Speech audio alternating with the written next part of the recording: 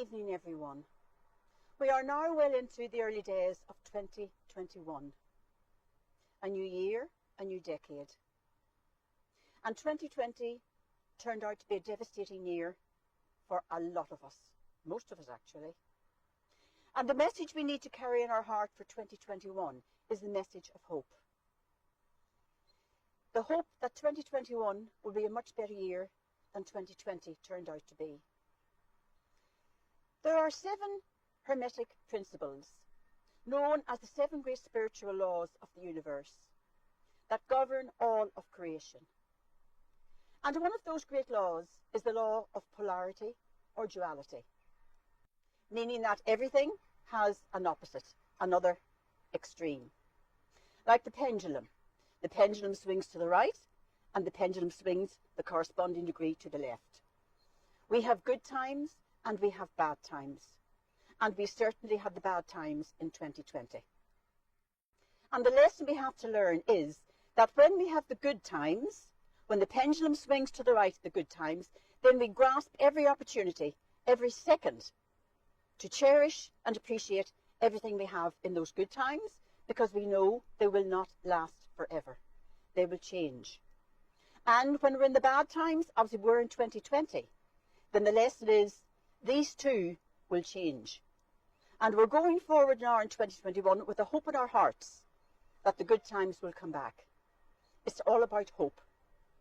And I'd like to read to you today a poem illustrating this whole idea of holding hope in our hearts. There is always hope.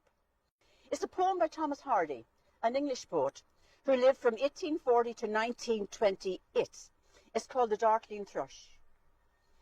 It's evening time, like it is now, in the winter. It's actually the last day of the century.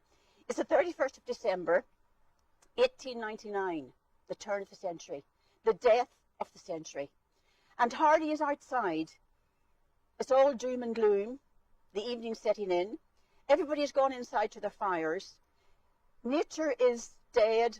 There's nothing growing. The soil is hard and dry and cold.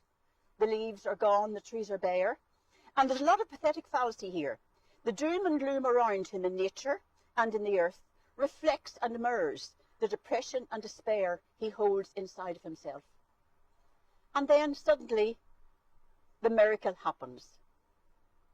Everything changes.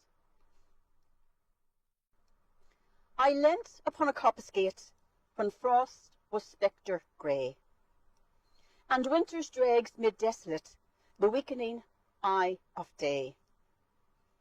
The tangled vine stems scored the sky like strings of broken lyres, and all mankind that haunted nigh had sought their household fires. He's setting the scene for us there. It's evening, he's out on his own in the countryside. Everybody's gone inside to the fires. There's nothing living, there's nothing alive around him. The land's sharp features seemed to be the century's corpse outlayant. It's the death of the century. His crypt, the cloudy canopy, the wind, his death lament. Look at all the death imagery there. The corpse, the crypt, the death lament. And he's feeling all this depression. The ancient pulse of germ and birth was shrunken, hard and dry, and every spirit upon earth seemed fervorless as I. And here is where the change comes. At once a voice arose among the bleak twigs overhead, in a full-hearted evensong of joy illimited. Can you hear it?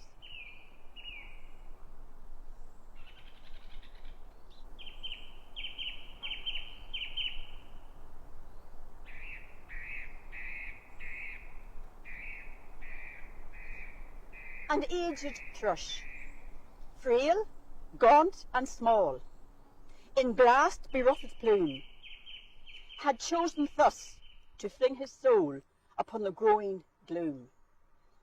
The thrush has started to sing. That spontaneous joy of the thrush fills Hardy and lifts his depressed state of mind. And it's not a young thrush, it's an old thrush.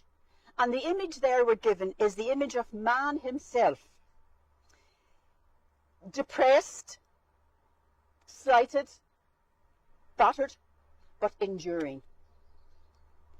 And Hardy reflects on all of this. So little cause for carolings of such ecstatic sound was written on terrestrial things, afar or nigh around, that I could think there trembled through his happy good night air some blessed hope, whereof he knew, and I was unaware.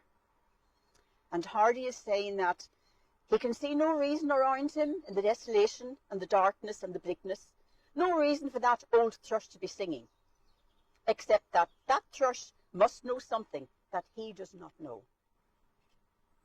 And the lesson is, yes, it's an old thrush, and each one of us has a beautiful song to sing. We have our own soul song to sing. And the message is that despite all the doom and gloom and depression around us, let your soul sing its own joyous song. And that brings hope to everyone around us. And we have the image there of humanity, slighted and depressed and battered. But even in all that depression, the soul song of the thrush comes out.